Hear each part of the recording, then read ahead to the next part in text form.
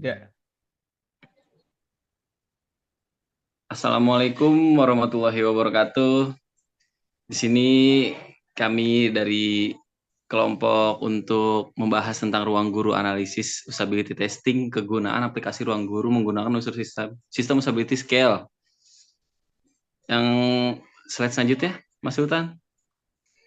Di sini ada saya sendiri, perkenalkan nama saya Kabisa Asyurel Zahran dan dengan teman saya saya. Sultan Ahmad Marham. Oke, jadi yang akan menjelaskan pertama ini adalah saya. Yang pertama ini ada introduction. Introduction ini mobile learning merupakan bagian dari proses pendidikan yang berkembang secara pesat. Seiring dengan adanya perkembangan teknologi, mobile learning merupakan penunjang dalam melakukan proses belajar mengajar, di mana dari proses tersebut membantu memajukan pendidikan di Indonesia. Keterampilan membaca dan menghitung dapat lebih ditingkatkan dengan menggunakan m-learning dalam proses belajar mengajar. Hal ini mendorong pembelajaran mandiri dan kolaboratif, membantu mengatasi berbagai bentuk hambatan dalam penggunaan TIK, dan menghilangkan format pembelajaran formal. Selanjutnya ini, pendidikan terbukti bermanfaat dalam mempersiapkan penerus suatu negara. Kehadirannya menjadikan suatu negara semakin maju. Menurut Sali, pendidikan adalah usaha sadar yang dilakukan seseorang untuk mengembangkan kepribadian dan membimbing kemampuan pendidikan dan karakter seorang anak, baik dalam pendidikan formal maupun non-formal. Pendidikan adalah suatu proses yang melibatkan tiga unsur, yaitu yang pertama ada individu, yang kedua ada masyarakat sosial atau nasional, dan seluruh isi realitas dalam bentuk material dan spiritual. Perannya dalam menentukan alam akan terpenuhi. Takdir, bentuk manusia dan masyarakat. Ada banyak aplikasi yang memudahkan proses pembelajaran online di tingkat sekolah dan universitas. Salah satu aplikasi yang baru dirilis adalah Ruang Guru. Aplikasi Ruang Guru ini memungkinkan siswa belajar di mana saja selama proses pembelajaran online dan membantu anak-anak, khususnya siswa sekolah dasar, mengatasi berbagai kesulitan belajar. Nah, jadi di sini tuh teman-teman, aplikasi Ruang Guru ini sangat eh, efektif ya untuk pembelajaran anak SD, SMP, SMA, bahkan yang mau kuliah dan mau pembelajaran UN, mau masuk kuliah. Serta para guru juga bisa. Nah, selanjutnya ini ada metode.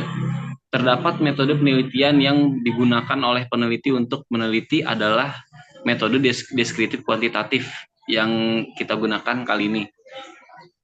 Penelitian deskriptif kuantitatif sering digunakan untuk menganalisis peristiwa, fenomena, atau situasi sosial.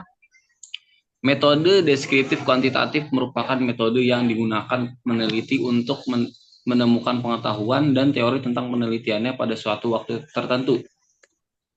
Dalam penelitian ini, kami mempertimbangkan banyaknya aplikasi pembelajaran daring dan masa pembatasan sosial sebagai fenomena yang terjadi melalui analisis peristiwa, dan menggunakan metode deskriptif kuantitatif yang mempertimbangkan peristiwa yang terjadi sebagai banyaknya keluhan yang terjadi melalui sistem pembelajaran daring.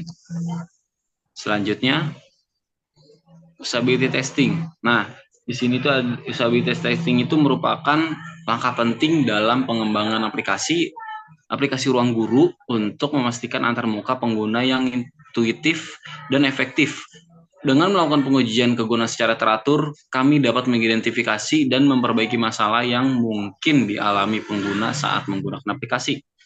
Proses ini melibatkan penggunaan nyata yang berinteraksi dengan berbagai fitur aplikasi, sehingga memberikan wawasan berharga tentang pengalaman pengguna secara keseluruhan. Melalui umpan balik yang diterima, kami terus melakukan perbaikan dan penyempurnaan untuk meningkatkan kenyamanan dan kepuasan pengguna, menjadikan Ruang Guru sebagai platform pembelajaran yang handal dan mudah digunakan. Selanjutnya akan dibahas oleh teman saya Sultan Ahmad Marham. Waktu dan tempat dipersilahkan.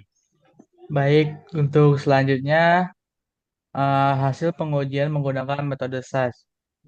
Hasil pengujian menunjukkan bahwa skor Sistem usability scale yang diperoleh dari kuesioner yang dikumpulkan memiliki rata-rata 58,5. Skor ini mencerminkan tingkat kepuasan pengguna terhadap antarmuka dan pengalaman pengguna aplikasi ruang guru.